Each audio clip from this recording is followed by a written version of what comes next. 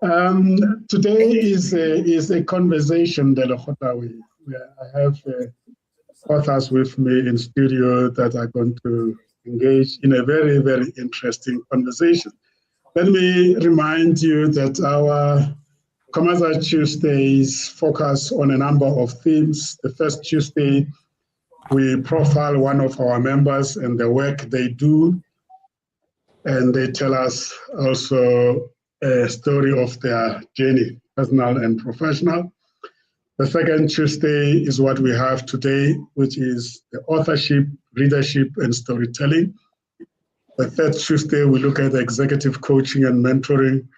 And the last Tuesday of the month, we look at the Lekgotla African methodology. So today is about the authors. I want to welcome them. You can see them, they are ready. We have stock of books to showcase, but we're going to talk about one particular book and one particular story per author. Colleagues, it is not an interview, it's a conversation. I want to hear the story about the stories that made you to want to write. I also want to hasten to mention that tonight we're not going to deeply go into the books, as each one of these authors that you have in front of you are going to come back. We're going to welcome them back and then focus on their book one by one. So September, October, November, please don't miss the second Tuesday of the month. We're going to be looking at each of the books and the authors that are going to be introduced to you. Let's start very slow by introducing our, what we call them our observer guests. They've been here before. They understand the concept of the observer guests. They are the last talking guests in the studio. You'll hear from them towards the end of the show, as they will be giving us some reflections on what they will have had. But they will be basing their reflections on behalf of the viewers. Let me welcome Sistuli, welcome. Say hi to our viewers. Yes, hi Sam, good evening. Good evening, good evening. Good to have you back. Thanks. You've got a difficult job today. Let me also welcome our brother Mzwandile Mantu. Welcome back. Thank you very much, Sam. I'm happy to be back here. Thank you so much for once again giving me the opportunity to be part of this wonderful platform. And good cold evening to the authors. I'm looking forward to hearing from you. Thank you. Lovely. Let me introduce the authors. We have Ida Mavaso, who is the author of Ransplazing. Ida, welcome. Let me quickly see if we can access your book cover as you greet the guests. One moment. Tell us a bit about yourself and a little bit about this title, Ransplazing. Welcome. Thank you, Sam, for inviting me to be part of this platform. It's my first, and I'm so looking forward to it. Good evening, authors present, and good evening, Sistuli and Mzwandile. I'm looking forward to engaging with you. My name is Mokotudi Aida Mabaso. I am a Motswana woman. I grew up in the Northwest Province. My name, Mokotudi, means harvest time. I was born on the 1st of May, and that is during harvest time. And that's who I am. I currently reside in Centurion. And the book that I have published, Ransplazing, is actually my first book. And I am a certified NLP practitioner and a life coach and a social runner. I am a social runner.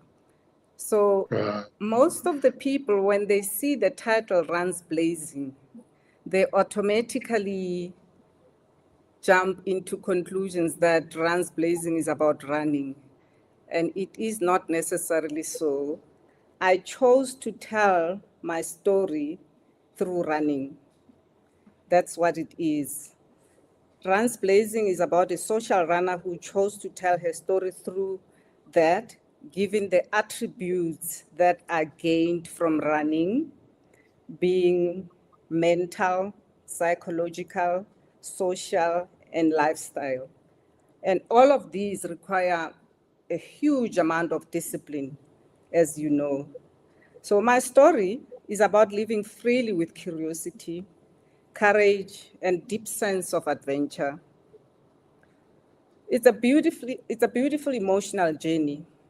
And when you read it, it will take you through moments of pain, reflection, inspiration, and surprisingly, there's a lot of laughter in this book.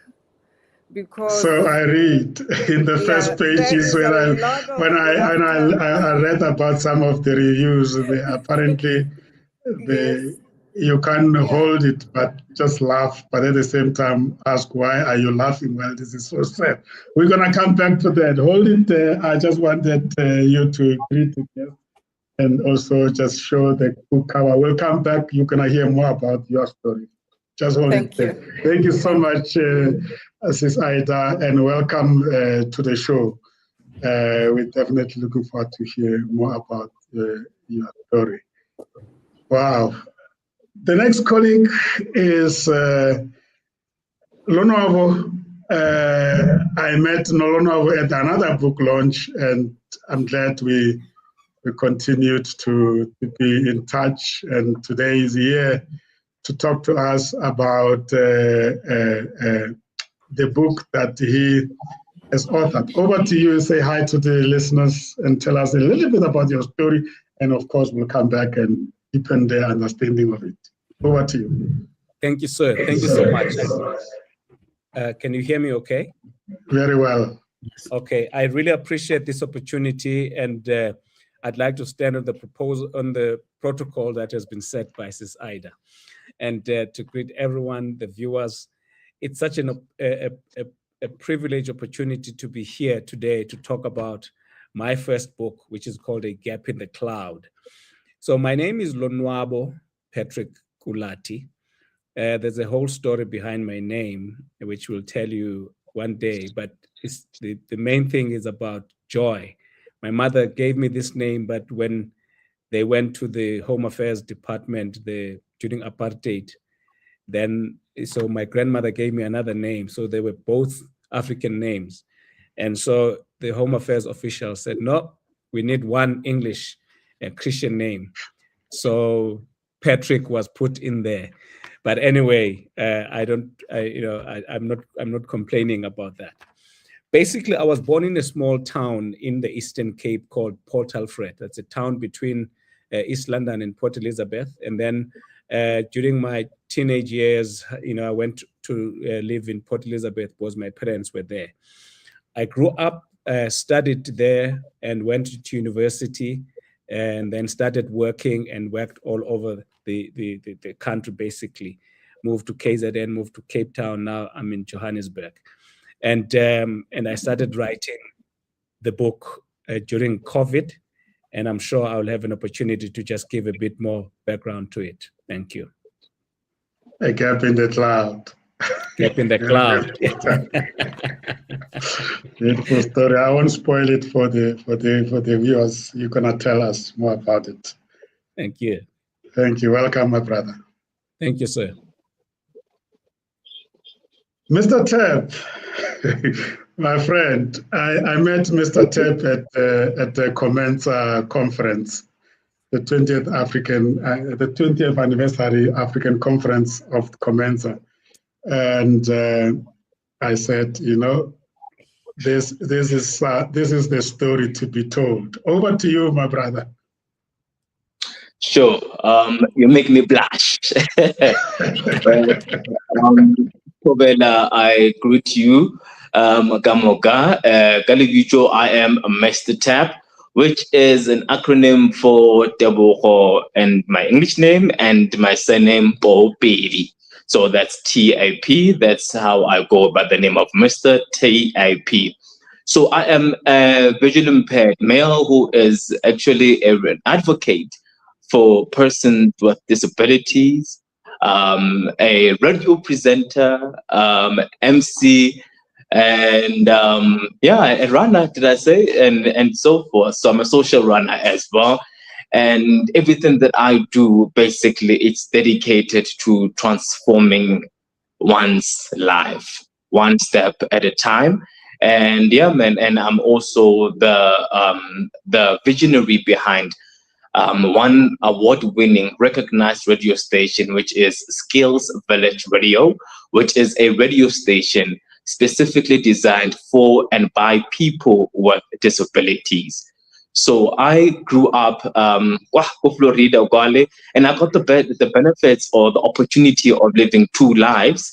That I can say, living one bit better half of the life, in the suburban spaces where my mom and dad, Nelly, that word, nobody shaking, no pizza, boy, girl. They used to, they titled it like that, and then we also got an opportunity on the other side of Ogasi, which is Soweto, Brown Fisherville to be more specific, right? So, yeah, man, and I'm actually a visually impaired, like I said, and I've got a great story that I am going to share with you guys today, and it's going to transform you. And that's just basically it. It's about something called purpose.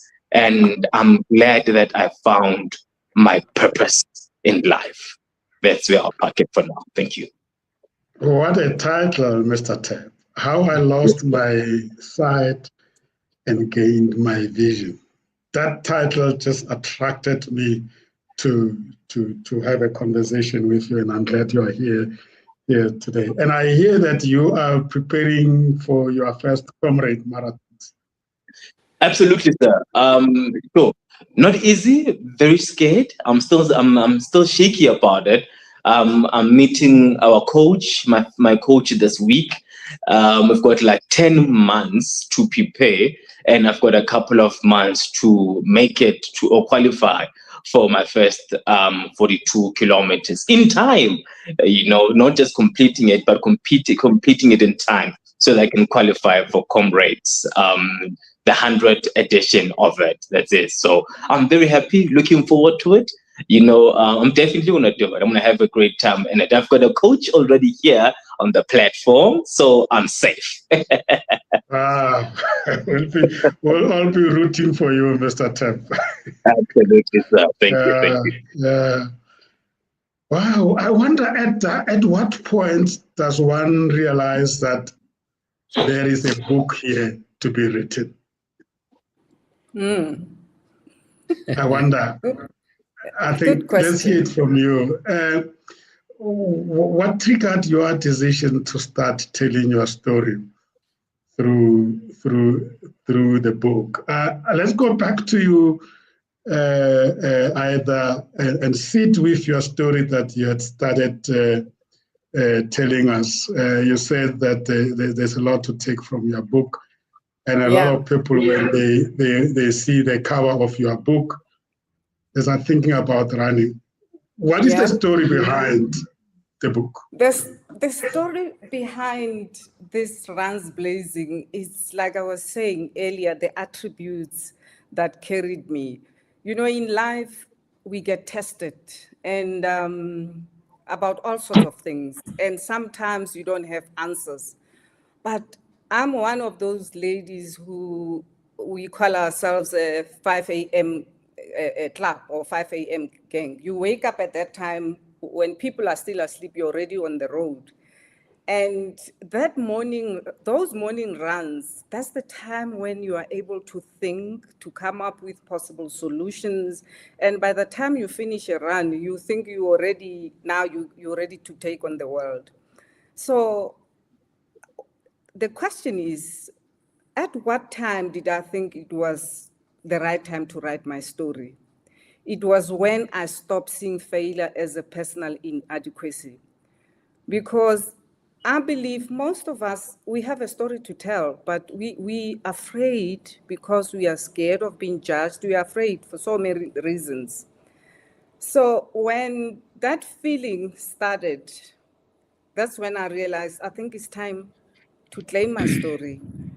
And I made peace with the fact that failure does not bring shame, because over the years, I wasn't able to communicate my failures, especially in business and other areas, of my life. But there was a time when I knew that I cannot keep quiet with all my experiences.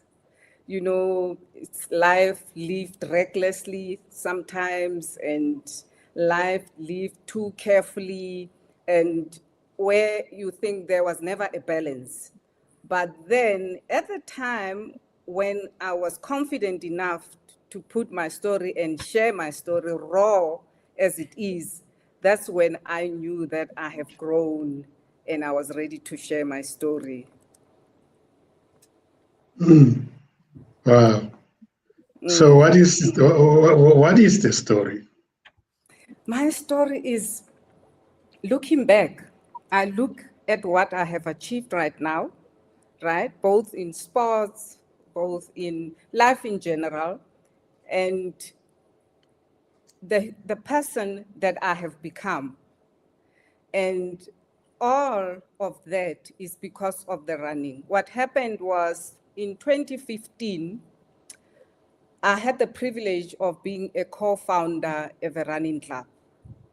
That running club is now one of the biggest running clubs in Gauteng. It's called Just Running Athletics Club. When we started, we were only a few people, a handful, 6 people started the club. And as you know, it requires funding to start an initiative like that. We ended up being just a few, maybe 3, because we had to fund it from our pockets. And some people felt, no, we just wanted to run. We do not want to be spending money, growing a running club. So I stayed the course. I stayed the course for 10 years. Last year, we were celebrating the 10-year anniversary. From a club that started with a few people, not more than 10, today has got more than 250 runners. And 80% of those people are now competitive runners.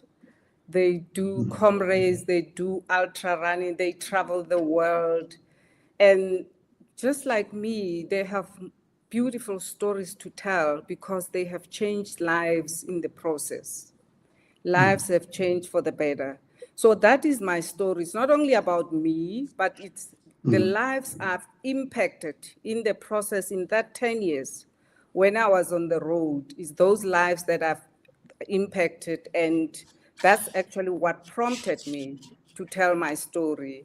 And as I said, it's a beautiful story, full of laughter, pain, yes, and that's where I am today. Yeah, there's a number of people that wish they could actually tell their stories through book, but there is this fear to get started. And often we say that if you're thinking about writing a book and you don't write, you will probably never write. And there's this belief that you must just write and forget about being perfect. How did you approach this process of starting to put your story in a paper, on a paper? I think what helped me a lot, Sam, is because what I've written in this book is a true story. These are the events that have taken place. These are the experiences that I have been through. So what I did, without writing anything in sequence, I just started to write I just told myself from 2015, even though I had started running long before 2015, I decided I'm just gonna write. Nothing in a specific sequence, I just started writing all my experiences, the events, my marathons, both internationally and locally, and my achievements, my failures, and the lessons learned from those experiences. So I just started to write. And I remember speaking to a few editors and, people who are doing proofreading. And one lady actually asked me, "Are you writing a book?" I said, "Of course, yes. I want to share my story. However, I want to be the one writing this book because I do not want emotion to be lost in the process, because my book is full of emotion." And so I said, I will write it myself. And when I feel I've written enough, that's when I'll get assistance for proofreading and editing, because this is my first book. As I've mentioned, I've never written a book before. And I have a confession to make. My plan, I was actually telling Lonwabo earlier, my plan was just to write this book to share my story. I had no intentions of writing a second book. But after engaging with the likes of Lonwabo and people present in your platform, it looks, I used to think running is addictive, but the way I look at it, I might just be addicted again to writing. And that was not the plan, but I'm not complaining. It's a beautiful thing. It's a beautiful thing. So I was not scared. I just put my story on paper. You just wrote, and now you are a writer. Let's hold it and bring in. I want to bring in Brother Mr. Ted because his story is also as a result of an incident, or will I say incidences, as he was starting to tell his stories of two lives. Take it from me, Mr. Ted, and share with us what happened. What led you to writing this book with such a beautiful title? So my focus started how I lost my sight and gained my vision. So I just want to ask, ako na course in the office, viva Kaiser Chiefs, viva, Yes, sir. So that's where I saw myself, right? I saw myself as a soccer player, but not just a soccer player. I saw myself playing for Kaiser Chiefs. Wow. That's where it all began. There, it's where everything began. So I used to play soccer. When I attended school, Unified Public School, and Unified, quiet, tranquil, and everything. But it was not as vibrant as I wanted, and part of that journey.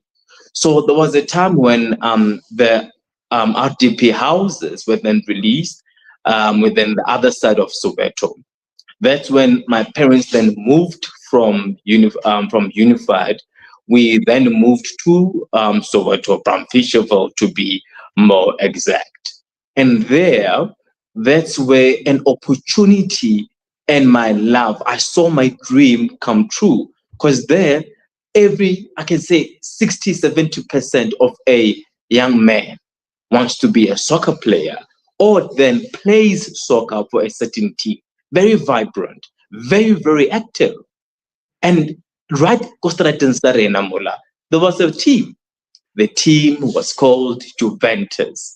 And just like that, I fell in love with it. Age 11, joined Juventus. Worked around it, learned how to play, how to be a proper player, fell in love with positions and everything. But the end goal was because that I wanted to play for Kaiser Chiefs. But then the opportunity then came because our coach used to be a brother to his elder brother used to host tournaments for there's this December tournaments that take place in Middlelands in Zone 10. I think everybody knows those tournaments. Zone 10 tournaments around November, December. So that's where coach told me that, hey guys, if you guys want to play for Kaizer Chiefs or Pirates, Kaizer Chiefs scouts are going to be there. So give it your ultimate best, because they are scouting and you guys can be one of those. Age 14 at that time, and the opportunity came present. And when the opportunity comes once in a lifetime.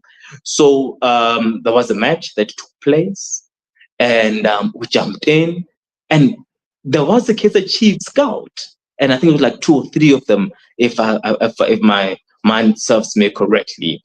And coach, it was a match for under 18s. Remember, I was 14 at that time, but our team was not doing well at all.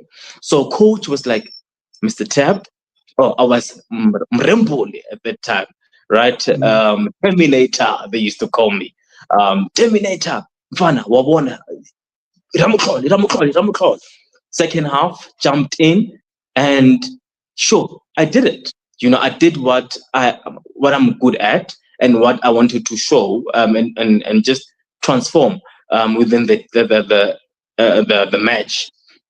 What happened at that particular moment is I had the soccer ball, so I dribbled this gentleman. I dribbled him and he fell, and I'm 14 and he's 18. So vuvuzelas, they're laughing at him, but it's soccer, man. It's a match, I'll dribble like in and then everybody started laughing at him. And that guy was angry. Why? Because I dribbled him, he fell. I passed the ball to one of our team members, and it led to a goal. And that's what actually began to the journey of me losing my sight. So what happened is, next time when I had the ball, he did not go for the ball. He then, because of Pelu Ikeji, he's angry. He literally went for me and he kicked me right here between my eyes, and everything went off at once. Boom, down. I don't know what happened then. I fainted a bit. I was carried out of the game, and the match was actually ended. Like, guys, this is not on. The match ended. I was iced, and that's it. But I gained my consciousness after that. But that's where the beginning of a journey that will transform one's life began. Right there, from that kick that transpired, and that soccer match. Oh, my goodness. That's hard. But we'll come back, explore more in terms of what happened between you and the gentleman, and how did you then gain the vision that you are writing about in the book. Hold it there. It's a very, I'm a footballer myself. I can relate to this kind of stories, but yours is deep indeed. And I'm glad that you're looking at it positively today, but let's come back to your story and learn from it. Yeah. Wow. You're actually telling the story with the same energy, like it's like it happened like a footballer. Yesterday. Like a footballer, yeah. That energy on the pitch is still there. We can feel it as you're telling me. No, it's amazing. Yeah. I actually want to know from Mr. Tab as to what happened to the dream of playing for Kaizer Chiefs, but we'll come back to that. Brother Lonwabo, I met you at the book launch of our friend Mr. Tab, and you spoke about this book, but I'm not going to spoil it for the viewers. Take us through your story and introduce it and tell us really in detail what happened during the COVID time when you ultimately then came up with the book, your first book as well. Thank you. Thank you so much, Sam. I must just honor you for your ability to network and make something out of that.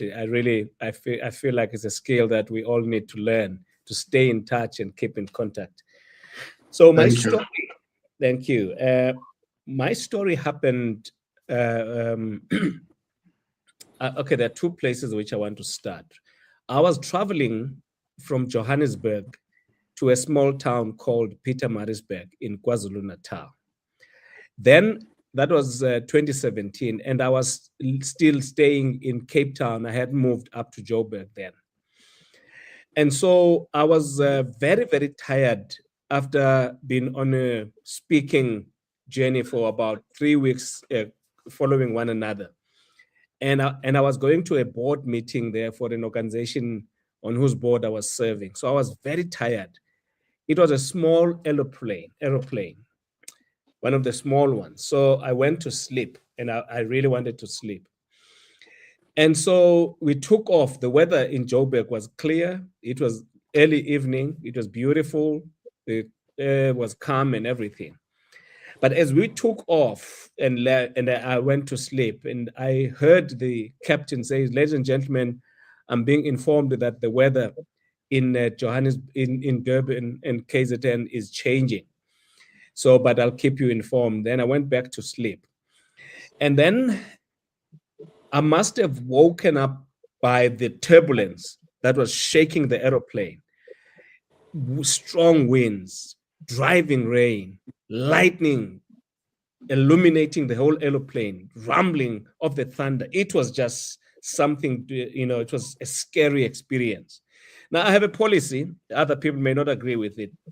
Policy is that I'd rather die asleep than to die awake. So I try to sleep during turbulence. So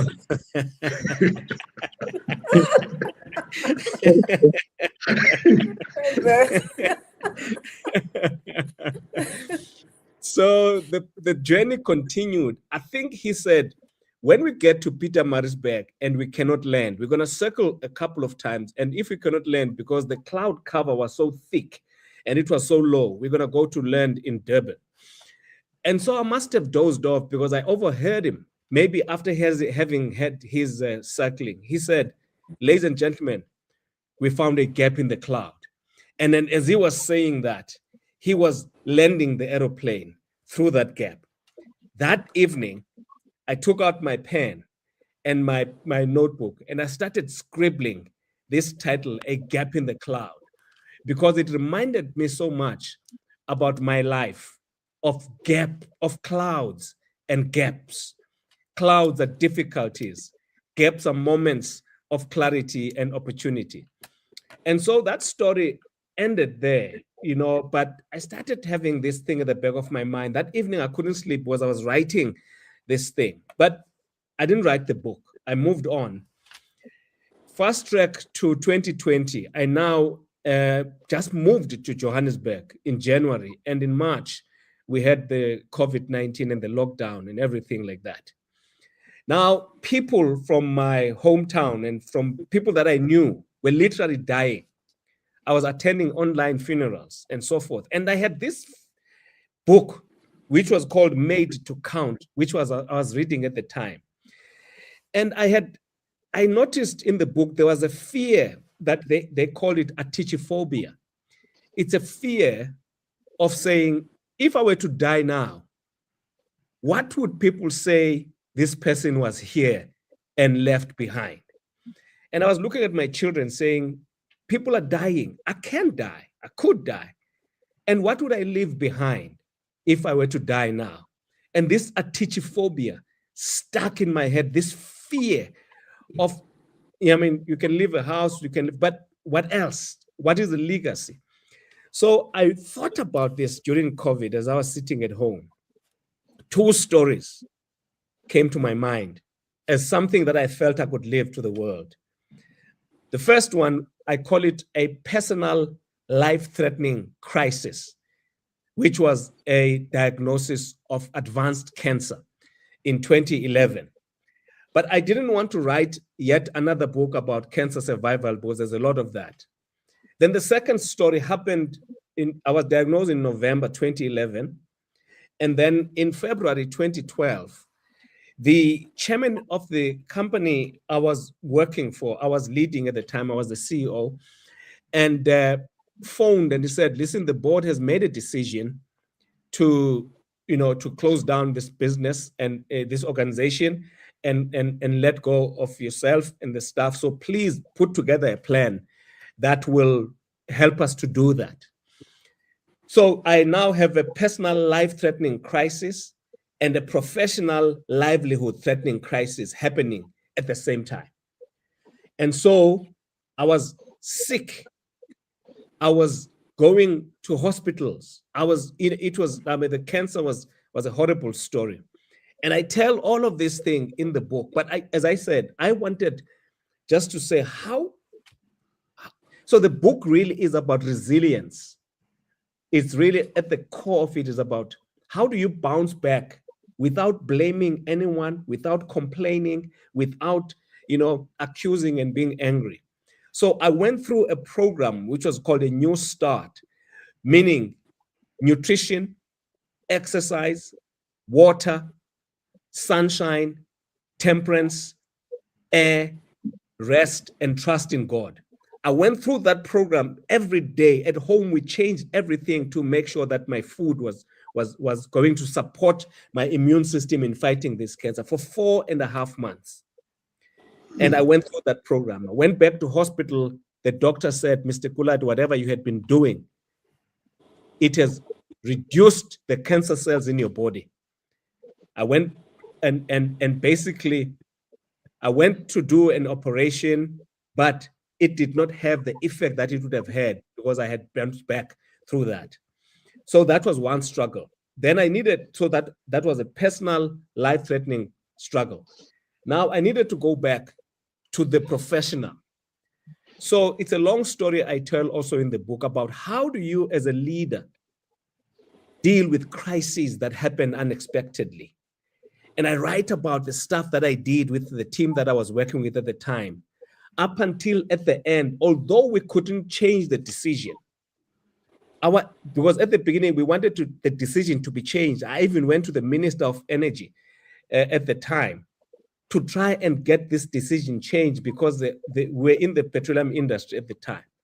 So although we couldn't change the decision, we then said, how do we make sure that out of this bad experience, our staff members and all of us come out good? So what I'm saying is a story about leadership, resilience, and resourcefulness in the face of adversity. It's about how do we bounce back? How do we become resilient in both areas of our lives, personal and professional? Wow. There's this belief that all of us have stories that can change someone's life. But it does look like your stories changed your lives, and you are now sharing your stories with the rest of the readers. And I'm sure it's changing lives. But bring this back to the idea of being an author. Was it safe for you to first write about your own stories, and then as you do that, and then discover that actually you are an author, because I know you're working on the second book now. Does it have to take our stories being told for us to realize that we can actually call ourselves authors? Or what does it take for one to have that confidence that what they are going to write will indeed appeal to the readers? I'm really intrigued, because I don't think you ever imagine yourself writing books, but some incidents have to happen, and you have to be vulnerable and write about it only to discover that actually you're a very good author.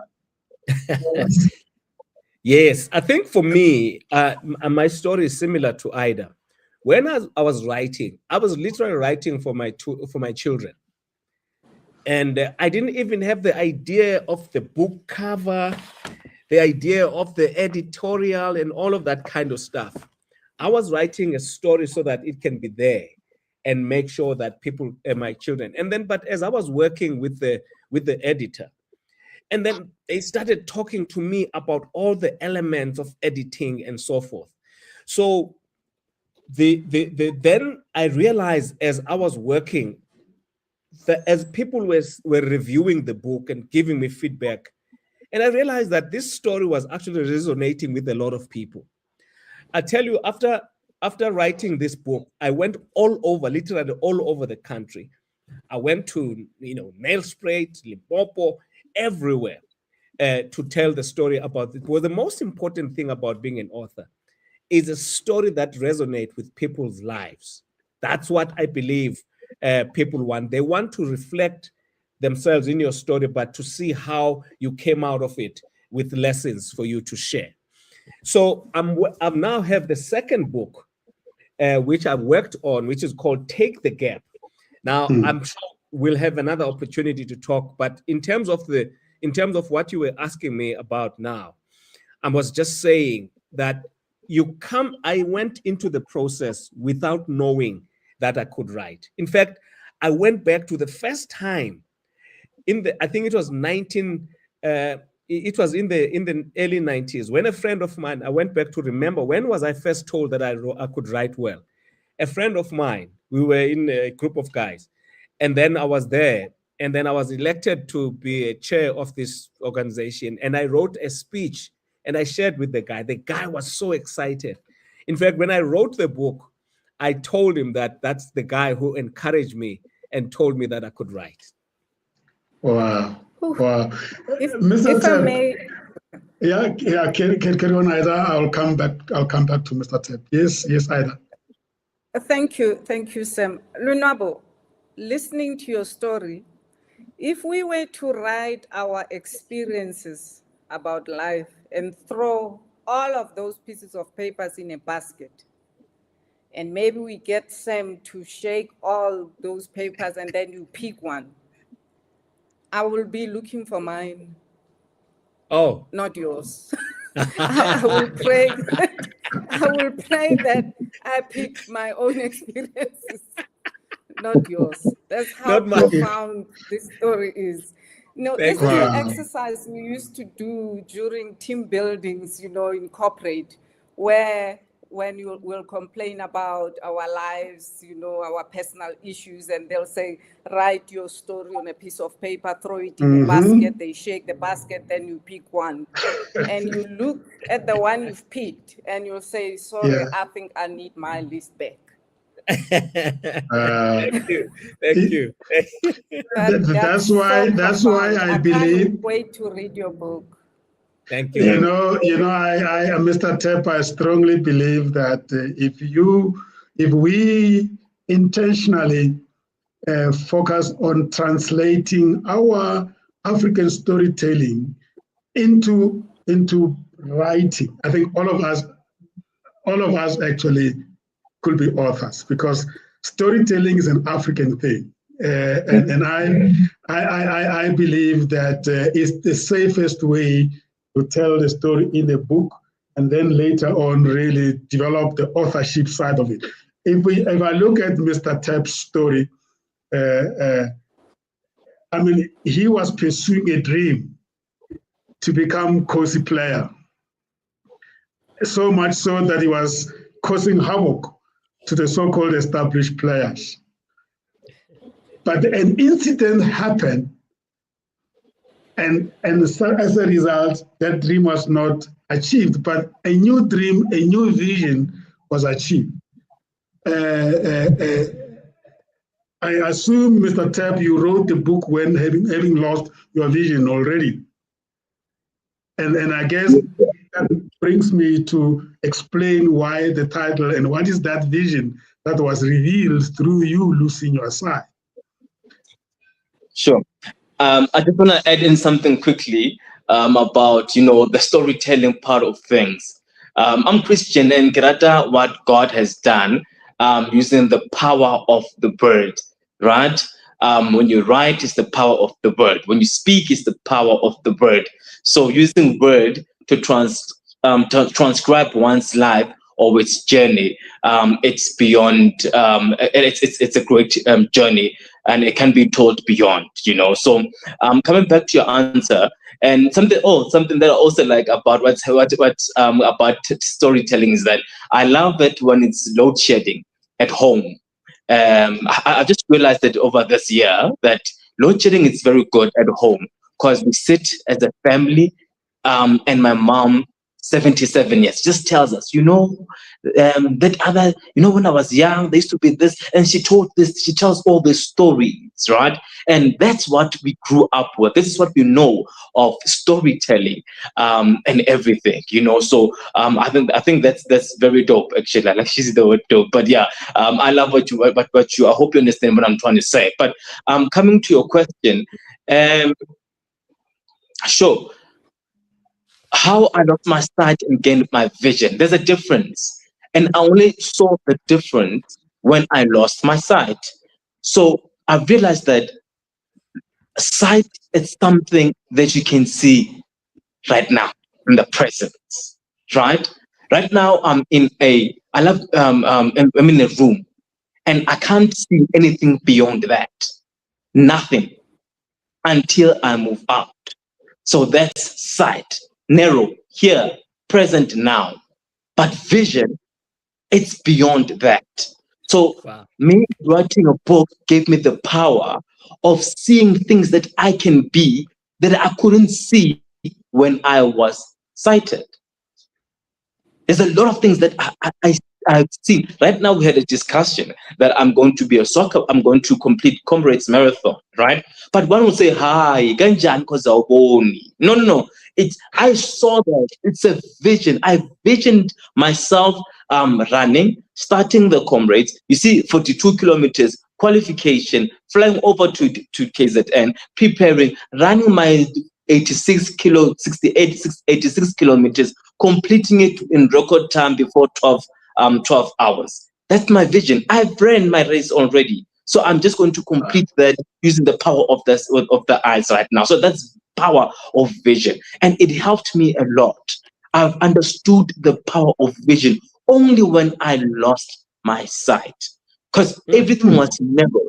When I was playing that soccer match, I saw the Kaizer Chiefs scout here, there, right? Nothing beyond that. Do you understand? I only saw Kaizer Chiefs when I saw one wearing that jersey. I saw Kaizer Chiefs when Kaizer Chiefs was playing against Pirates. That was basically me depending on sight.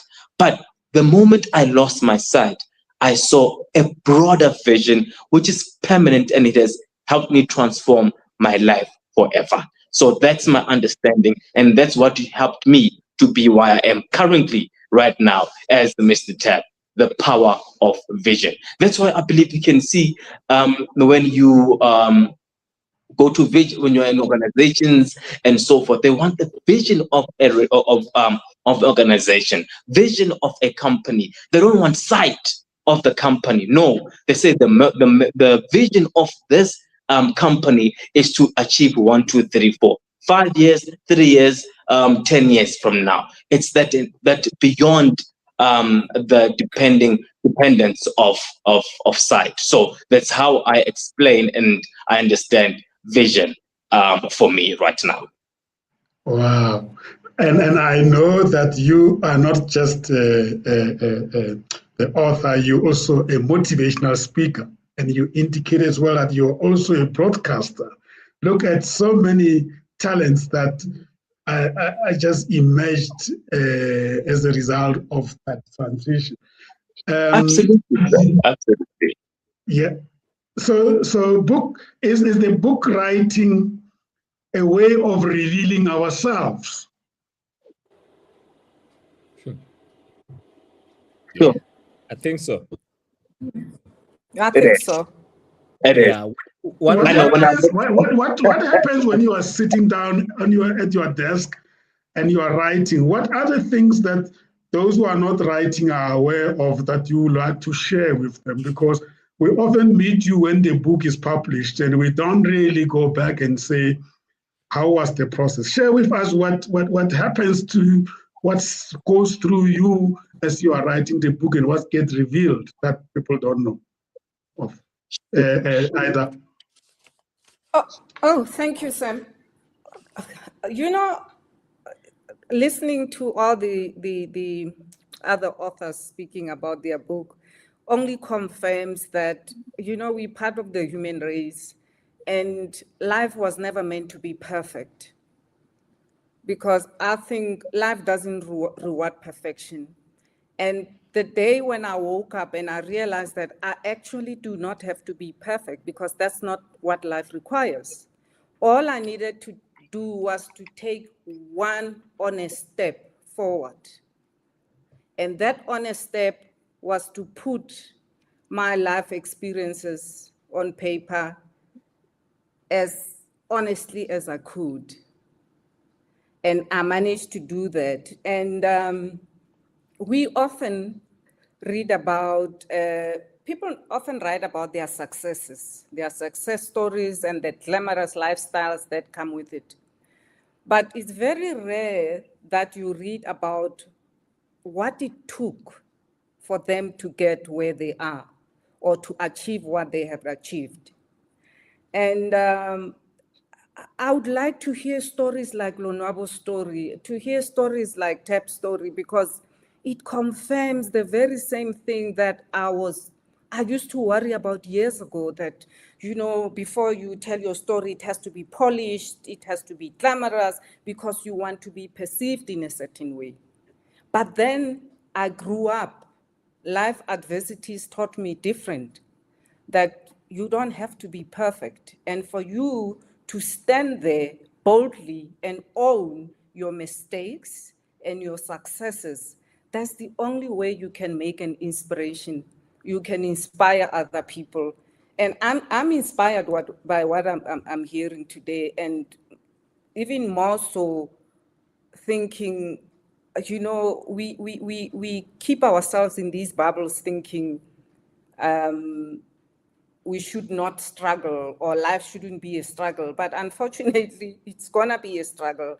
And we have to develop ways of navigating life with all those struggles as part of our day-to-day lives. And yeah, that's what I'm thinking. Take and so one said step. Juliana. Yeah. So Take said one Juliana that honest you step. are an inspiration, Aida. Yeah, thank you.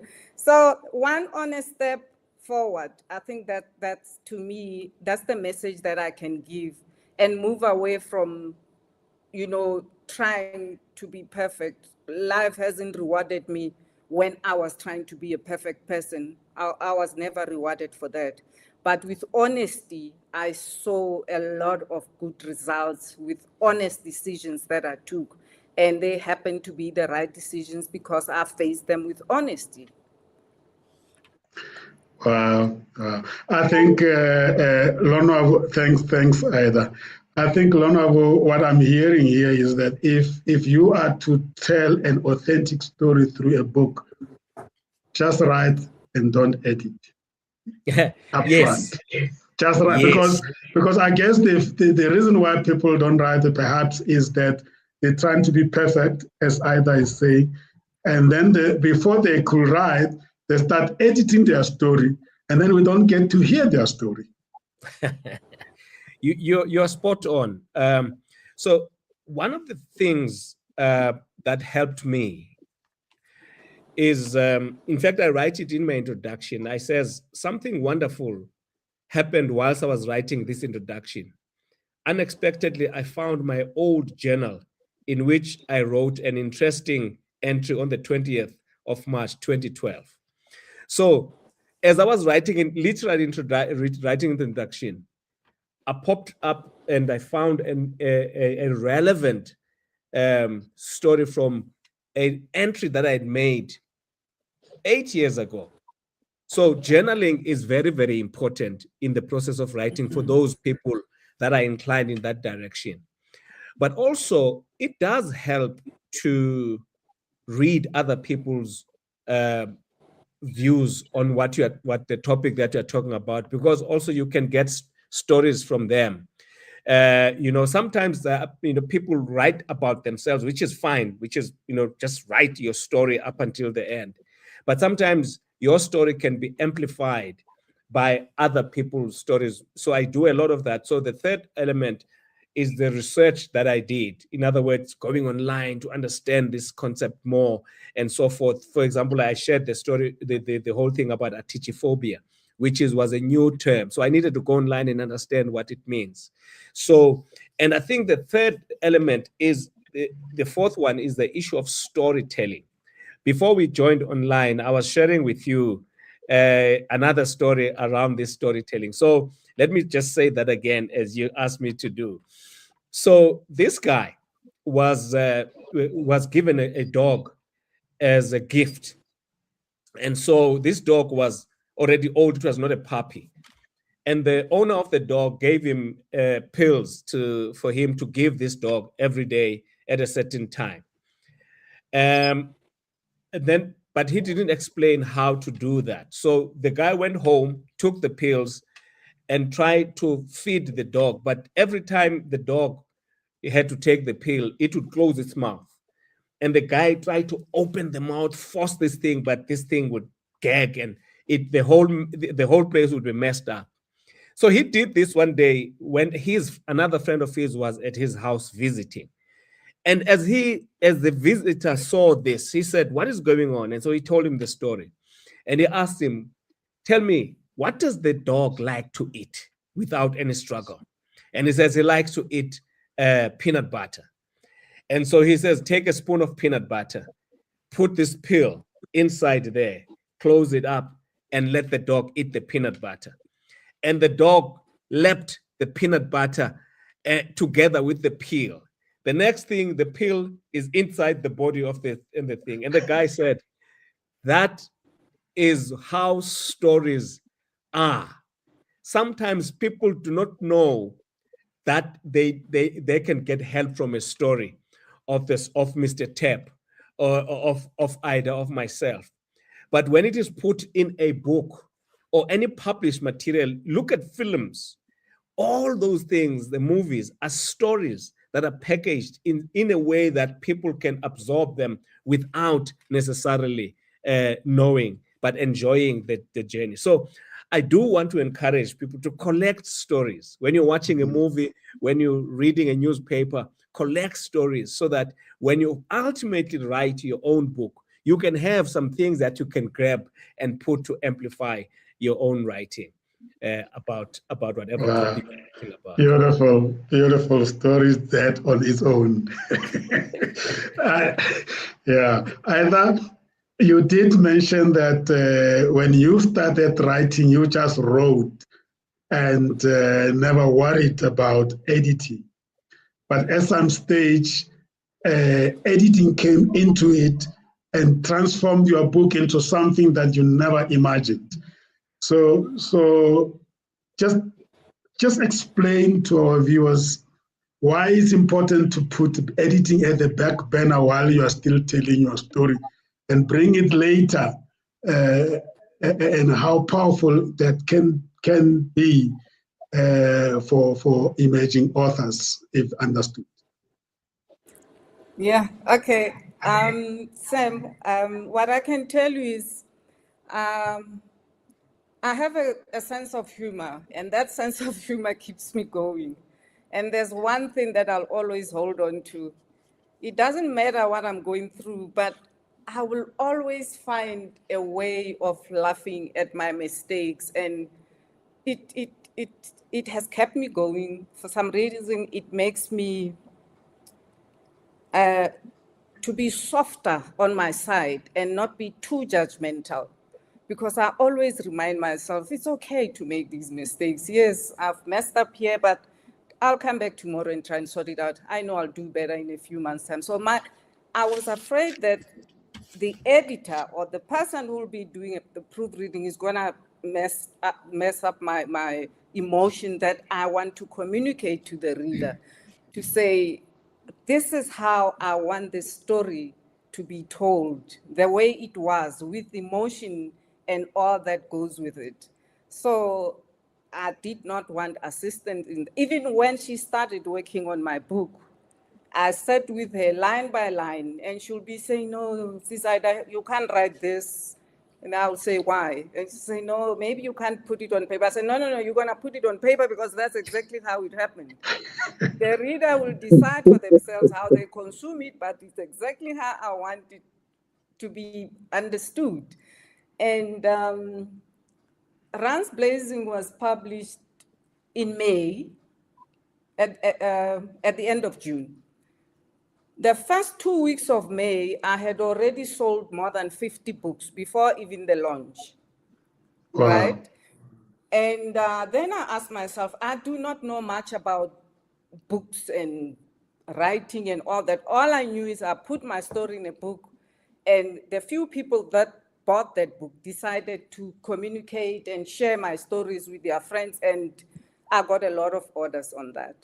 And they called me, and a lot of them commented on my sense of humor. And that's something that I kept. And I said to the proofreader, or the lady who was helping with editing, to say that you don't touch, because now that is a bigger part of the story that I wanted to tell.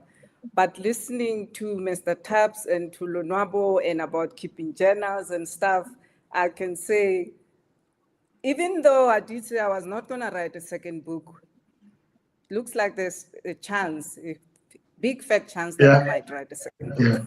Yeah. So the key thing is one must just start. Because I think we think too commercial about books before even we start, and then we get discouraged. I would like to believe that the commercial side of writing, that is a spin-off that comes with it. But I would like to believe, Mr. Tapp, that telling our stories in the form of a book is a continuation of the traditional way of actually sharing stories with people. People just told stories and never bothered whether people are going to like it or not. If they don't like it, so what?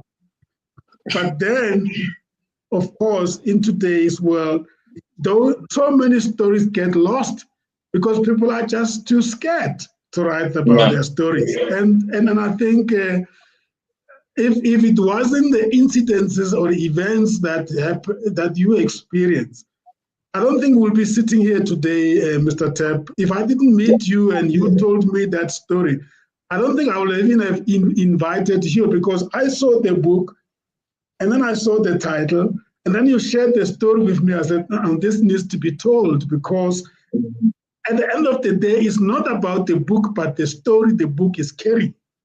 Oh, and that for me is what I feel we should put high up there and say, people, you are either going to tell your stories through TikTok or YouTube or a book or some sort of thing, but the moment you put it in a book form, now you transform from being a storyteller to become an author.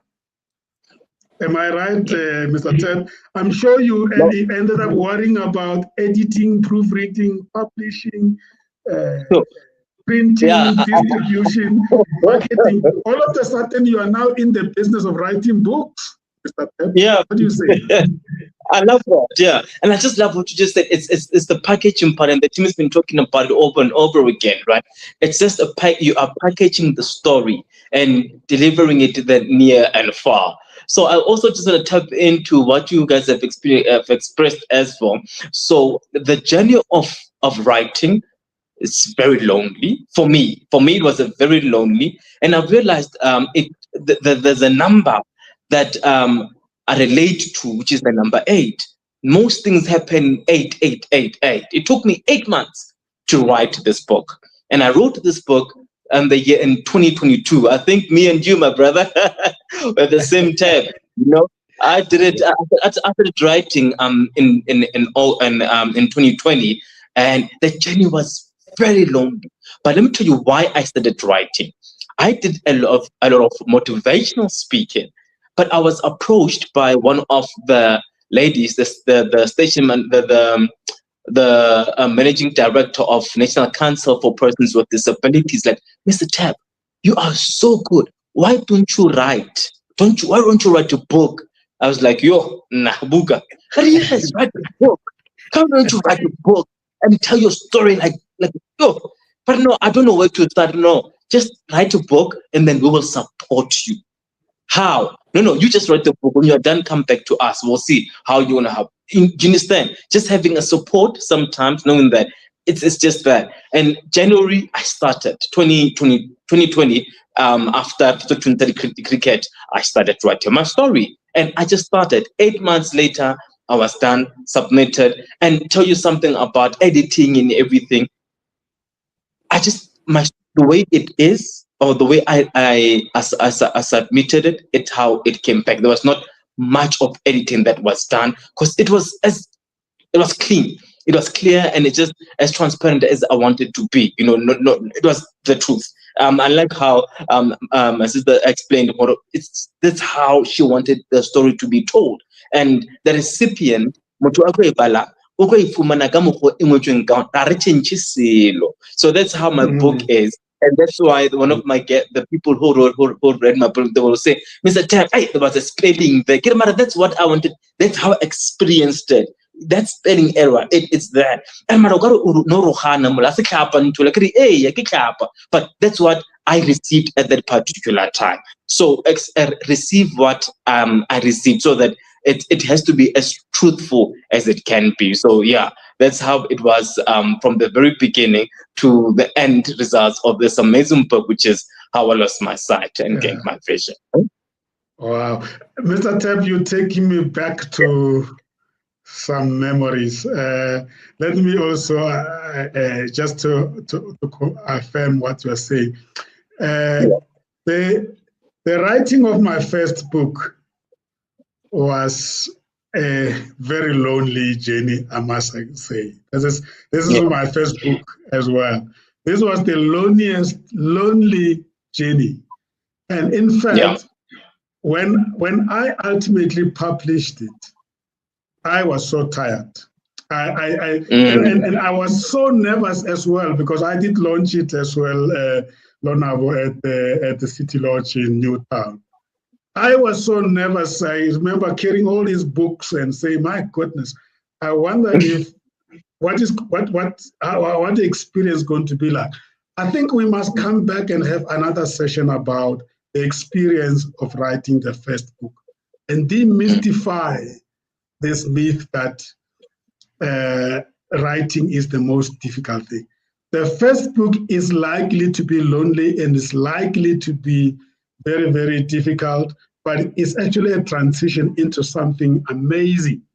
And I know we are showcasing, but we are actually motivating the people to say, here we are showcasing book covers.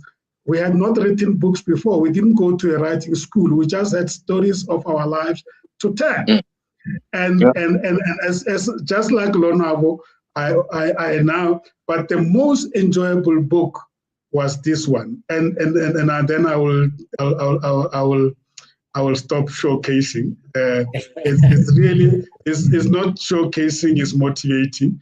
This was the best book, the most enjoyable one, because it is reflection from the first book. Because there's a lot of things in the first book that were not 100% right. As I write the 100 principles, this is part 1, I'm perfecting my first book. And I've heard from many people say, don't worry about the first book, you can't go back and rewrite it. But you can write the best book, the best second book, as a result of the mistakes that you made in the first book. So that is the message I think we are saying, Linda, sorry, not Linda, Ida, we are waiting for the second book. It must come. I hope so. And one thing I want to say about writing books as well, in the industry, I'm in the defense industry. So I have been requested a couple of times to come and give a talk to the young women who want to come and do business in the defense industry. And as you know, it's a very hostile, it's a very complex industry in its nature, to do business in. So twice I had to turn them down. And then the third time I had to explain to them. And I said, I don't want to do it, because if I were to stand in front of those young ladies and relate my experiences in life, in business, and how I got to be here today, you know, the results will be different. They'll never come back. They'll say, no, thank you. We'll go and look for, you know, something different, or we'll pursue business in other industries. And they did not understand. I said, and I had to mention to them that I cannot stand in front of these kids and lie and paint a rosy picture, because the picture is not rosy at all. And it's not for the faint-hearted to operate or to do business in this industry as a woman.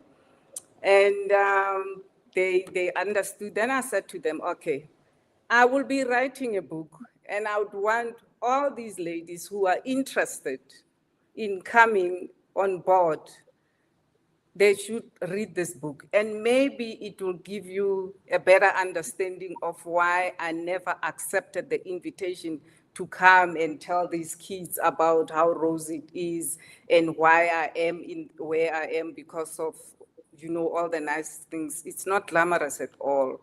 You know, the experience is not glamorous, but however, books help us. That my book helped to relate my story. And now they're coming back and saying, now we understand why you never accepted the invitation. So now I think storytelling and books will help me to come out. Yeah, you know, we are looking for more stories from you. Franz Ramutla here, Makulove says, hi, I think he meant to say Ida. He says Linda. He says, hi, I hereby confirm that running while exercising provides the opportunity for reflection and decision making. I think he was referring to some remarks he made. Yes. And then he continues, and of course he is acknowledging you guys. He's saying a powerful lineup of authors, highly informative and encouraging. You know, Makulu, since we started this program, I'm responding to Franz now, Ramut. Since we're starting this program, I'm amazed by a number of powerful authors out there. By the way, the other author is sitting here, Zwandile. We're going to hear from him. An author of note. I thought that I was starting to believe this misnomer that Black people don't write and Black people don't read. I honestly speaking, every second Tuesday, I have a lineup of books here and authors that I would like to bring here and to demystify this misnomer that Black people don't read and don't write. I think we are generalizing, and I'm saying, yeah, I agree with Franz. This is a good lineup, but this is just the tip of the iceberg. But let's bring the serious side of things, because I don't want us to oversimplify this and say it's easy. I started touching on the business of writing. I think once we have now become accustomed to writing, it's almost like you're playing an amateur football, Mr. Tep, and then all of a sudden you get promoted from Mtsimbe Foundation. Now you are in the PSL, and then you start to realize that actually now you are not up to this thing. Yeah. So what I would like to say is that we are saying that let's all write, but there is a Premier League, and all of us are aspiring to the Premier League. And this Premier League is defined by a number of things, as I started listing. For me, the key thing is that this publishing story is very important. It's another discussion. But I think once you become serious writer, you want to commercialize this thing, and you really want your books to be put against another standard. And then, of course, the issue of distribution is something I would like us to address. You can't be writing these powerful books and then you're taking home a quarter of the royalties, and somebody else somewhere is collecting 80% of your hard work. It's not fair to your family, to your children and everybody else. So that means we need to talk about that at some stage. And So I'm basically saying I'm trying to correct something that we might have communicated and made people to believe that just write for as long as you're writing, it doesn't matter. It does matter. That's why I think Lonoabu will agree with me, either as well. There are people who are reviewing books, and the reviewers are almost like supervisors. They help you get better. So it's important to subject our books to reviews. And then, of course, there are people who critique books. I think we must also talk about that. That's also very important. And that is now you are graduating to the Premier League, but you have to have started playing at amateur level. So let's get all of us become amateurs. With those few ways, I want you to reflect on what I've just said, because I'm wanting to challenge ourselves, not just to write and be okay with whatever we have written, even if there are people out there that feel that we are not adhering to any standard. We need to aspire to that. And that's why we have here with us today our observer guests. They are here for a reason. They've been listening. I'm sure they're going to give us some nuggets from our own inputs. But before I invite them in here, I want you to reflect on the Premier League story I've just shared of you. And then we can open the floor for them. Who wants to take it? No, I will go, and I definitely agree with this one. And I'll tell you why. It's because I've been advised that, hey, when are you writing the second book? But I can't write the second book if 98, 99% of South Africans or the world has not even don't know about my book. And it's because the process of sales, marketing, advertising, that's the Premier League. And it's a very a challenging process for me, actually, because there are challenges in these. So we met at Comensa. I had a table I was selling. That's how I generally sell my books, right? But there's also now the advantage of technology, selling books online. I think that's also another tab that most authors of myself, I'm also thinking of, hey, instead of always standing at markets and so forth, let me also tap into this different sphere and see how far it can take myself, right? So it's just those kind of things that I see, like, yes, I can go to the next book and the other book, but the other one did not have impact on a larger majority. It has not reached most of the people that it needs to reach, and so forth. So I think it's just part of the journey, the challenge that has been experienced by myself. But then the opportunities that always avail themselves and taking advantage of the technology and so forth. I think the journey is there, and just getting someone who says, hey, we'll definitely do this, you do that. Let's be formalizing. Let's run. I think it's something that we can also tap into and see if it can grow and make sure that it shouldn't just be a book, but it should be a book that will stand the test of time. Even 50 years to come, it will still stand. Say that Mr. Tapp's book, How I Lost My Sight and Gained My Vision. Beautiful. And you coming back in September, Mr. Tapp, we're going to go deeper into your book. So we'll unpack it and make people want to read it.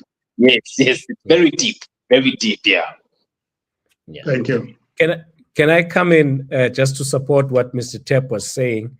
Because as I'm listening to all of us here, at least those that have spoken, I'm learning a lot as well, because you will never stop learning from the. Then maybe let me show that I'm learning to to invite all of you to the launch of this book.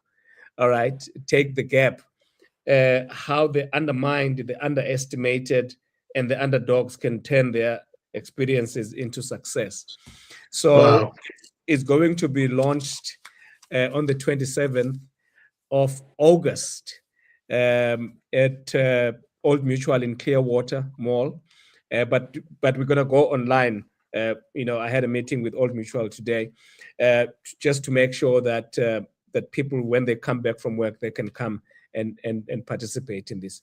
It's very, very important, because as I said, when I first wrote my first book, I didn't understand or even had an interest in the business side of this thing, marketing, sales, doing, sending, distribution, all those things. I didn't think about them up until later.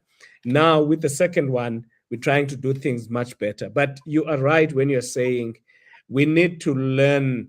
So if we were here, the previous book that we wrote, the next time we need to learn, we need to keep growing. And it is these networks like these ones here that we're now having, and others, when we see and attend other people's launches, when you learn and read other people's work, and you realize that this whole thing is a professional thing. You are now an author, from which the word authority has come from.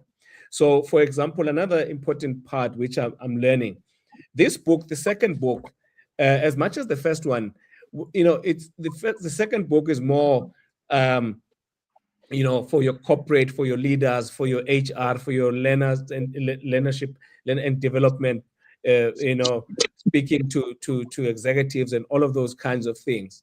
So you also are looking for platforms like that, conferences, places where you can display your book and make sure that people are aware about that. And I think as part of this growth that we're doing, we need to understand. Also, someone said that these books must cross borders. Is right. Yeah. The first book that I wrote was featured in there's a Kenyan writers club that I think it's called Akaba. They asked me to send 2 copies of the book there. It was part of this, I can call it a competition. So we need to move to sell on the African continent as well, to share our stories there, but also read what other Africans are writing so that we can all grow together. Beautiful. I agree with Juliana there. An exchange must take place. The continent is rich with authors. Let's hear from you, and then I'm going to hand over to our observer guests to give us their reflections. Yeah, thank you, Sam. Thank you so much for the advice, because I must say, being the first-time writer, I took the sales and marketing side of it for granted. And maybe because I did take advantage of the technology, as Mr. Teps has mentioned, and it worked. It worked for me. As I said, the first 2 weeks, this book was just selling itself. It was just selling itself. So I even said to the publishers, when they said to me, you need to give us time because we need to market your book. And I said, but why do I have to market it? The courier guy is forever at my doorstep collecting books, so it's marketing itself. I'm fine, I'm very busy. But then I realized with the second batch of books that I'm making money out of this book. So now I called my publisher again and said, what ideas did you have, by the way, about marketing this book? And that's when I realized that I actually did take for granted that we've got to evolve, as you say. With my second book, I will definitely learn better in terms of sales and marketing. The marketing part of it, that requires effort and time. And that's something that I never afforded the people I work with who are trying to help me, because they do understand the importance of it. But I said, my part is done. All I had to do was to share my story. People are buying the book, so I am okay. But it's not okay, because there is a lot to learn, as Lonwabo mentioned. We can take advantage of the technology. We actually have a lot of tools that can help us, that we can apply to sell these books and make them available in other countries, as one of the guests has mentioned. Yes, absolutely. Yeah. And as Lonwabo said, attend book launches. Yes. We'll come back to that next book launch and give the information to support each other as well, because it's a hard work that needs to be appreciated. With those few words, I'm going to, it's not few words, a lot of words. I'm going to hand over, to our observer guests. This is the part I like most, And this is really a way of us receiving feedback. I appreciate these colleagues and members of COMESA that always avail themselves as observer guests and give a reflection to us. Sis Julie and Brother Mzwandile, it's now your time to give us a reflection. We want to hear how we have been engaging with viewers on this important topic. I don't know who goes first. Well, I can. Yes, Julie, unmute and then please take it from there. You are muted.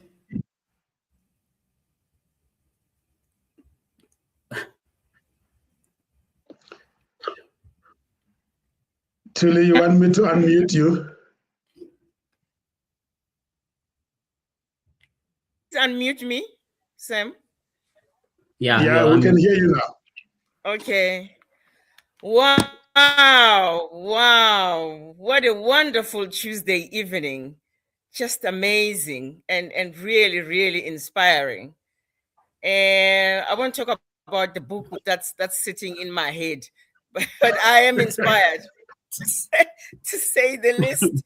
And you know what Ida has said has just liberated me, because she just spoke to right where I am. When she opened up and said, when I stopped seeing failure as a personal inadequacy, and also acknowledging that at failure does not bring shame. For me, I think that's your strongest point, and that really moved you, and it really moved me as well. And just the whole journey, for me, the theme about you, it's all about ensuring authenticity, telling the story as it is, which is so much important, that you don't cover up. It's really about sharing your own story. And you said,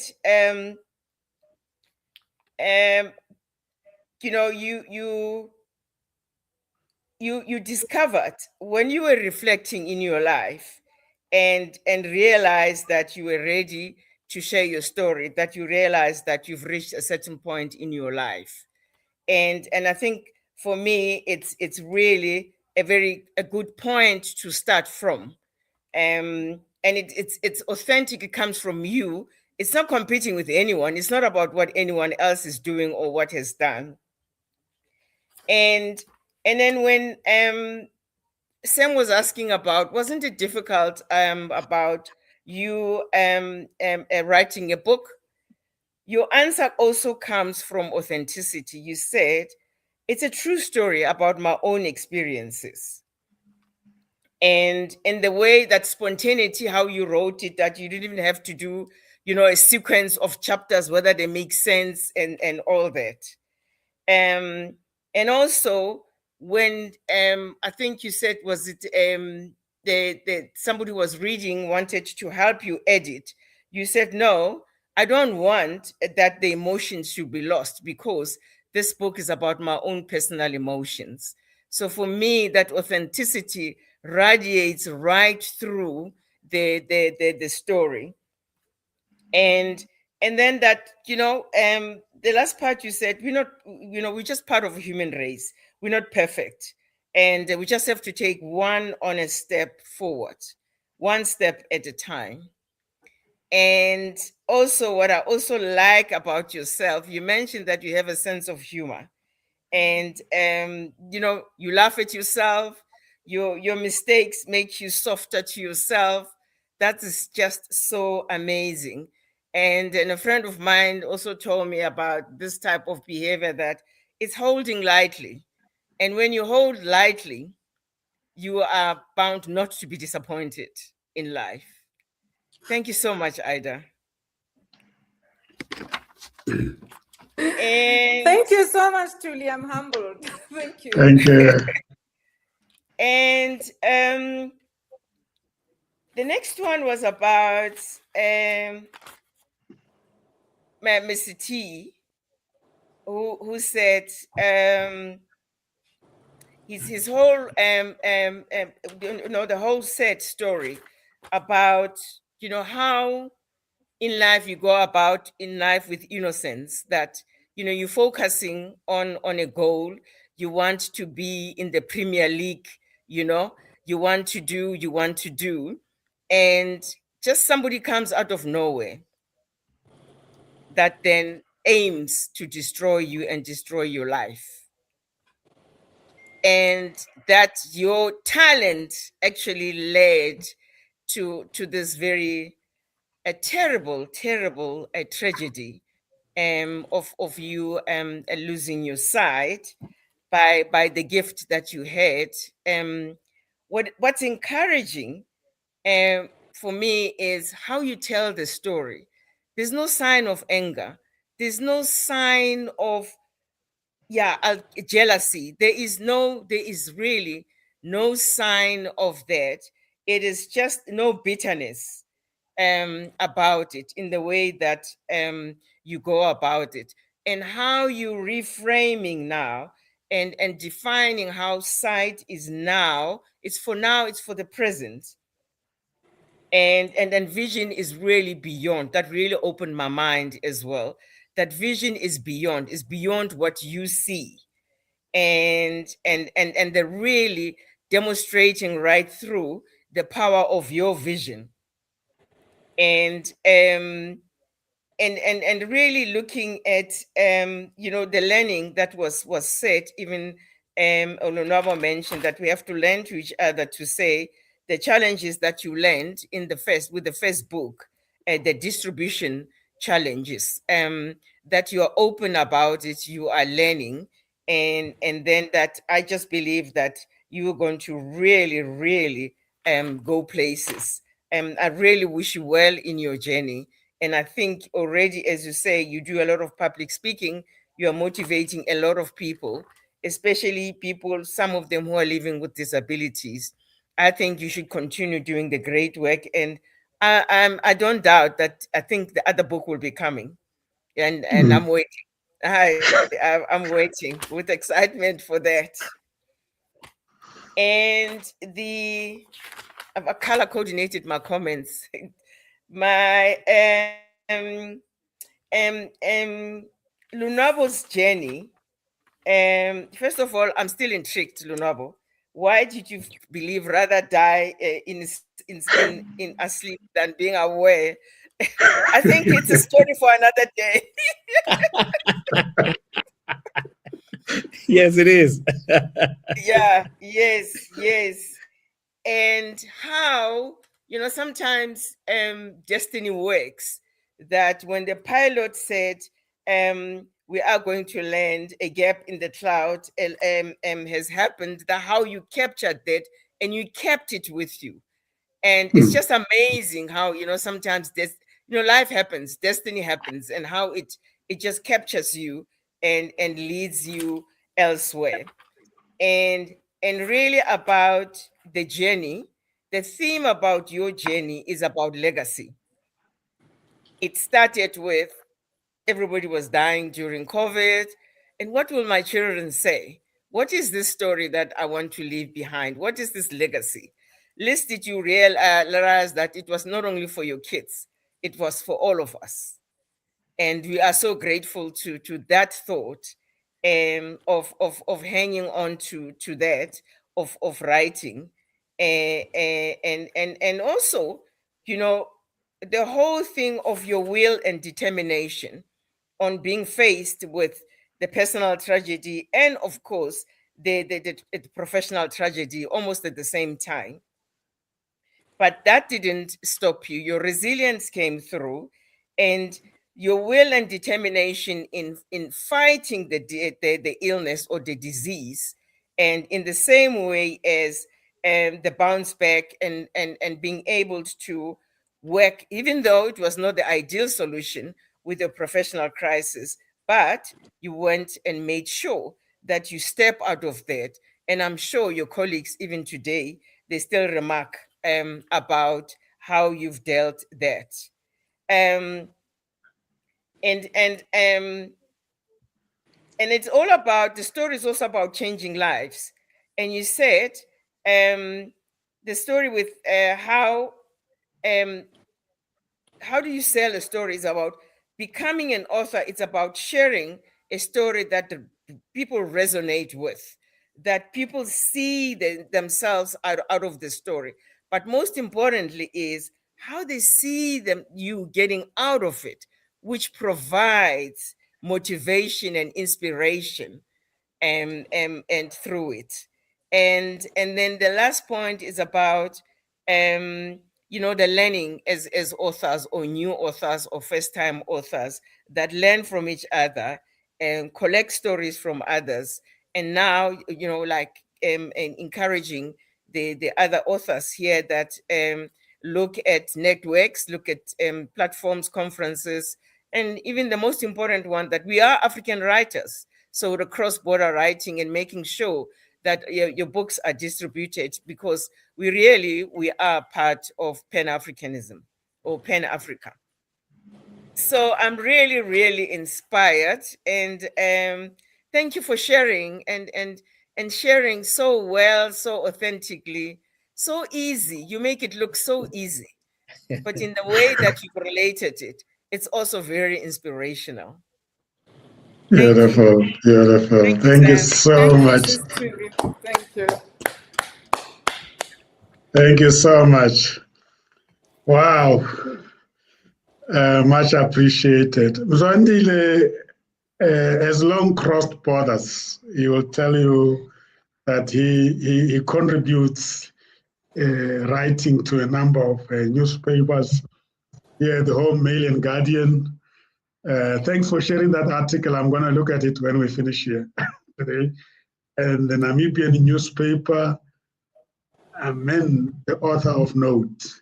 I'm not putting you under pressure. I just want people to know that they can follow your contribution at Mail and Guardian, and maybe also reach out to you. Over to you, my brother. Thank you very much, Sam. And thanks, guys. I'm very honored to be in your presence. All of this is good. It's wonderful. And I think, first of all, we have to say thank you very much to Cometa for not only bringing together us as readers and potential writers with the authors who have already who are already in the field, but also being a conduit of these authors in terms of exposing them, and not only for their benefit. I think more for our benefit, to know about them and their stories. More than for their own. Of course, I mean, they also need this kind of exposure. And the first thing, in fact, let me begin from here, because my first point was around marketing and sale of South African books. I think we can extend that to African books as well, I guess so. And that was my first point, because when I thought about this this show and the fact that is going to bring authors and they're going to talk about the authorship processes. And I actually saw people who had written books, and I was thinking to myself, have I ever heard about them? And I didn't think, that I had. One title that struck my mind, it rang some bells, was the title about how I lost my sight, but gained my vision. And I was thinking that, but there's a challenge here. We really need to work on the marketing and sales, or the exposure of these writers, to us as their readers. World leaders have been, have read personal memoirs and biographies of other leaders, from history, be it military leaders or presidents. So it's very important that we get exposure to these kinds of stories.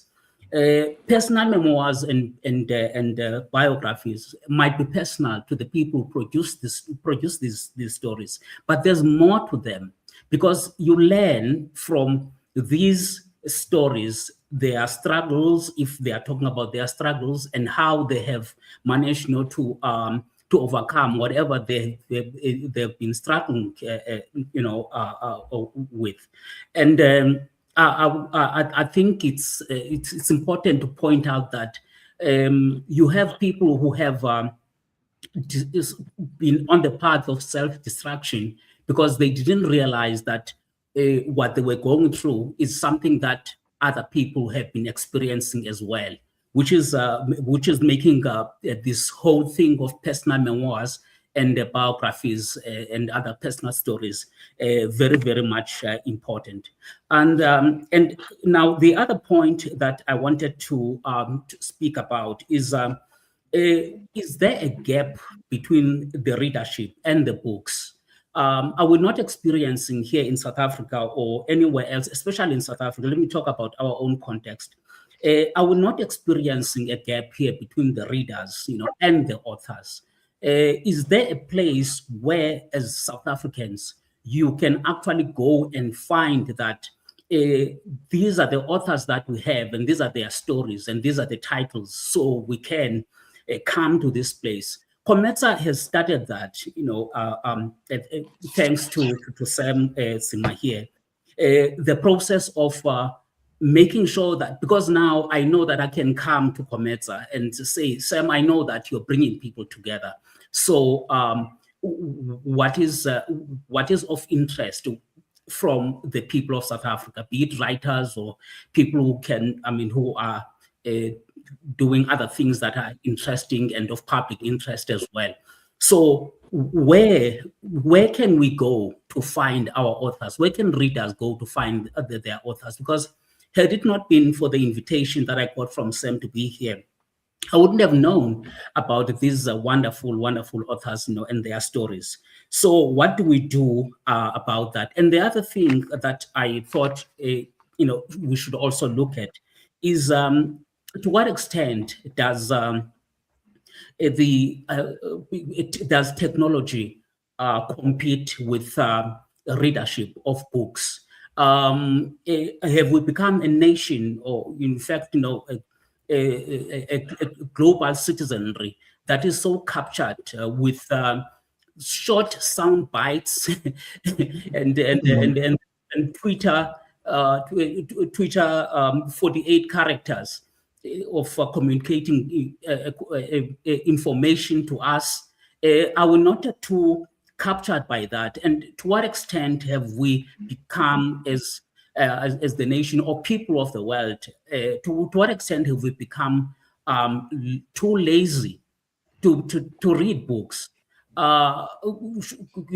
If you are used to only those 48 characters on Twitter to get your information or short sound bites, how are you going to read this book you have become so interested in, maybe by virtue of even the title? How are you going to read that? What if you read only the first page, and then, as much as you would like to continue, but you don't have the energy, you don't have the concentration level that is needed to read the book? So these are some of the things that I think we need to begin with. And I don't think that it's a point of despair, though. I believe that it's one of the things that perhaps we need to deal with in order to say that we are paving the way for the authors to actually get the inspiration to write. What I mean by that is to say that, okay, how do we begin to promote reading? Do we run competitions where people can read books and then they come back and say that, okay, maybe Lonobo's book, did I read it? Okay, if you did read it, how many of you have read this book? And then, okay, come. Lonobo is going to be there. There's going to be this competition. And then we must, as the people who have read the books, say that, this is what the book was all about. So Lonobo can tell that, okay, this one read the book, this one didn't read the book. So in that way, we're beginning, to get people to read again. You get people, because, the internet, the social media is very, very aggressive in terms of marketing itself. is very aggressive. You get these adverts, the algorithm that they put together, they watch you, what you watch, and then they give you all of these things. And they create actually the culture of consuming what you get from artificial intelligence, and technology. And then you lose readership. So why are we not doing the same as authors to say that we have to capture this market? Like in the book, in capitalism, not like I'm a communist, but in capitalism, they even create needs that are not there. All of a sudden, my children, without, when they go to the fridge, for instance, there's no food here. They would say that, but there's no food here, Dad. And then when you look at, look inside, there is food, but there are cabbages and other things that we need to cook. So by food, they mean junk, all right? So who has made that? Who has, what advertising is doing in terms of making people to, making people to believe that they have certain needs, that they may not have necessarily been aware of had it not been for the advert. So I'm trying to say by those words, before I move on to the few points that I have, that, we create also the market. I think it's important, to create the market. So the reading culture is very much important. I believe so. And also the motivation behind the writing as well. I do hope that, at some point there will be a talk about the motivation behind writing. If your motivation is profit, then what kind of a zone are we going to? So if it's profit, then, there should be an honest, we need to share honestly, honest information to say that if you want to write for profit, this is the market, okay? The books, the printed books, are they still being bought, or do you have to put your books on Amazon? What kind of advice, can you give to people who want to write, for profit? So that if you flunk or fail on the first book, you knew that this was going to happen, because we advised that, these are the pitfalls of publishing, for instance, in the age of Amazon and other platforms where you read the book instead of, and you learn from there and then say, okay, this is what I'm going to target. Because I'm interested in actually knowing from these authors as well that, the, these two platforms, that is the readers, the books that you'll be, like your book, when it's on Amazon, or other platforms, I know Amazon, I'm sorry, I don't mean to advertise them, versus the publishing of the books. Have you done that assessment? Have you even thought about it, that the printed book versus the book that is on Amazon? Where do you lean towards? Do you lean towards the printed books as opposed to, and I think it's all about commercialization, of course, also, that, if you want to commercialize it, then you have to think about different platforms. So insofar as, this is my last point and I'll shut up, insofar as non-profit, which is like to share these the stories, these very, very inspirational stories. I didn't know that you can actually fall to sleep in the middle of a turbulent flight. But with me, I have a problem, Lonabo. I am a very, insomniac person. So I think I'll have to buy some, a lot of fun. But I must say that, so that's inspiration. However, let me say that be careful what you wish for, because they say that, if you are cold, let's say I've watched this movie, I forgot its name, that it crash lands on snow, I think Antarctica, on snow. So these guys, they say something that I've learned about, I've read about, a while back, that, do not sleep, do not fall asleep, because that's how you are going upstairs.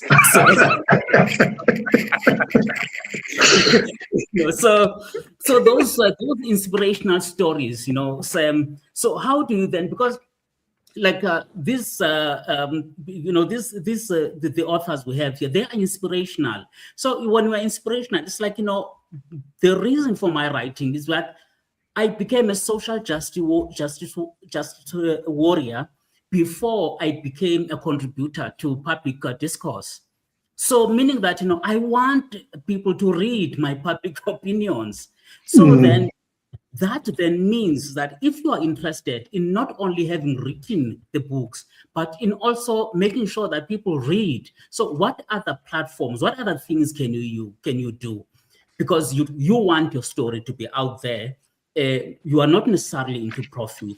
So what other ways to do that? I've realized that Sam is a very versatile person.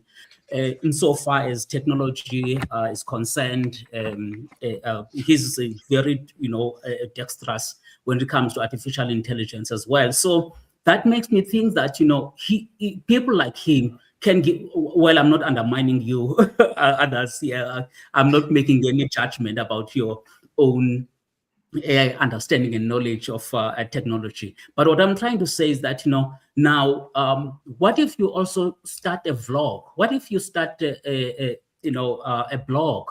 What if okay, giving talks is already part of it, you know, but to understand where we are, you know, as your readers, and therefore to come to us, to TikTok, for instance.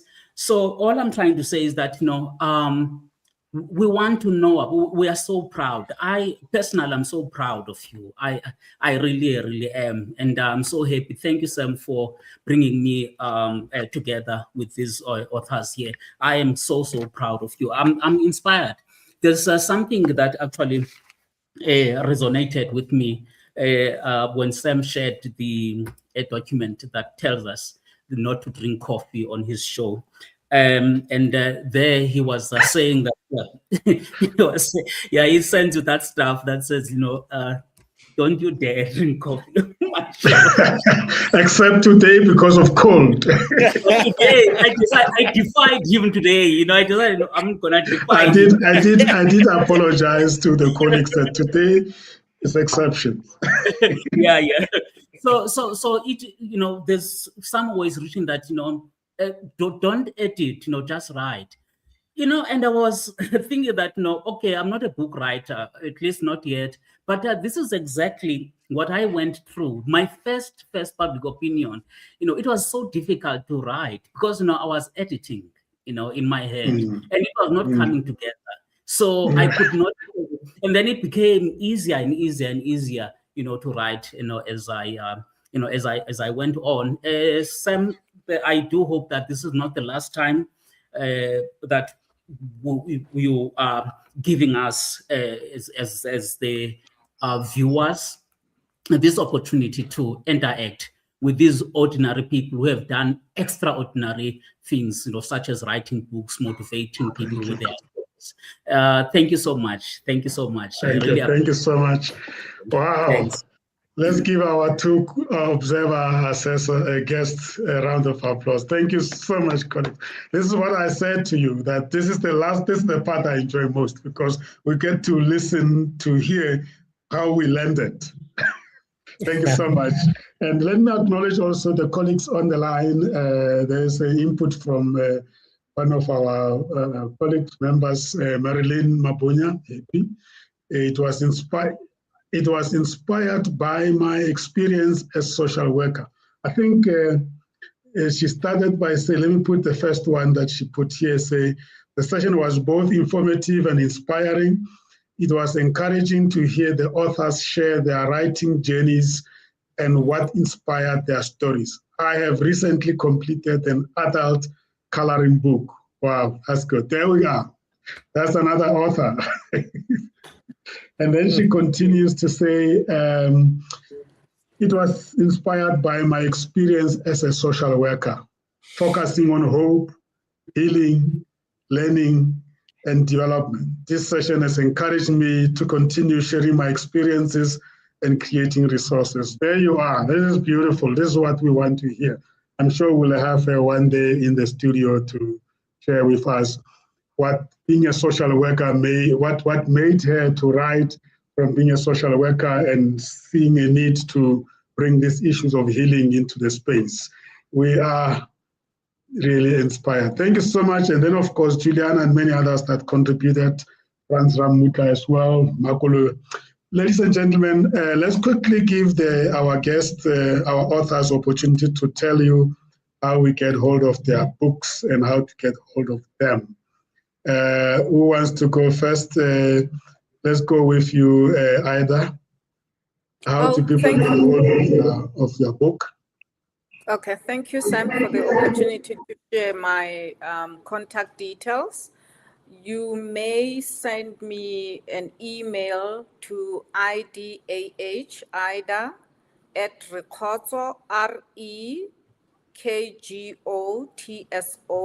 rekotso.co.za, Ida M at rekotso.co.za, or you may connect with me on my LinkedIn, Ida Mabaso, and I will be able to share my number with you online. And yes, that's how you can contact me.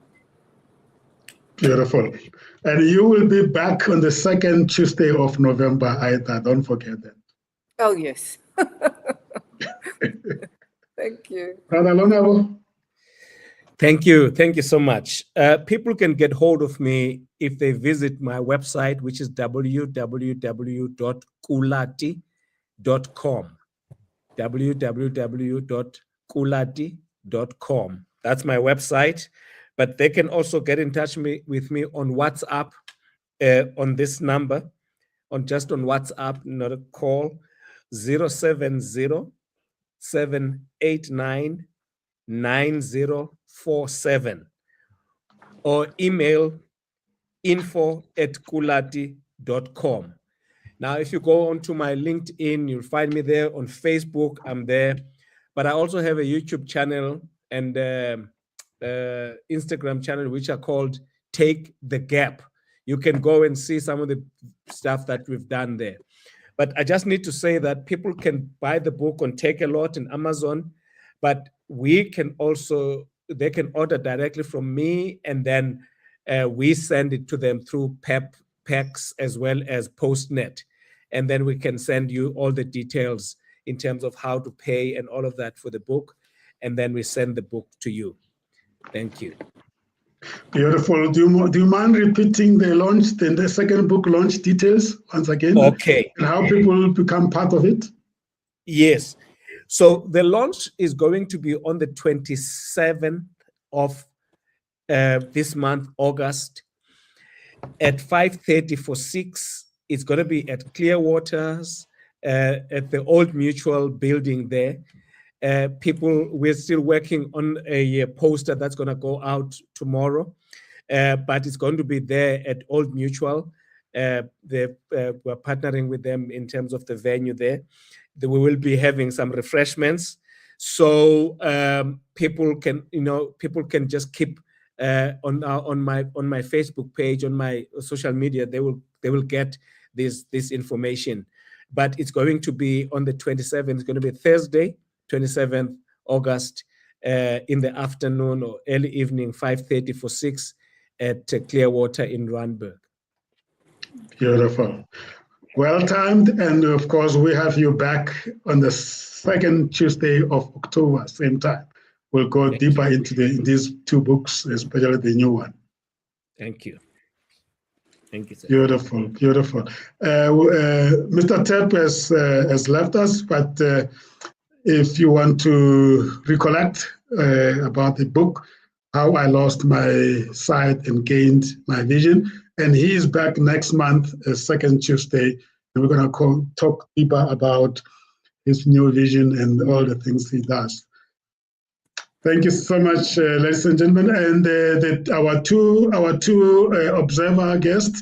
Tuli, how do people get hold of you? By the way, Tuli is a coach, and Mzwandile is also a coach. These are the two executive coaches that have been given the task of reflecting for us. And if you're looking for intervention from executive coaching point of view, they are part of the Comesa Coaching Network. but let them tell you also how to get hold of them. Thuli? So sorry, Prasad. Can I just say that one of the things I share commonality with Mzwandile, I also write articles for Mail and Guardian and this Mavericks, Daily Maverick.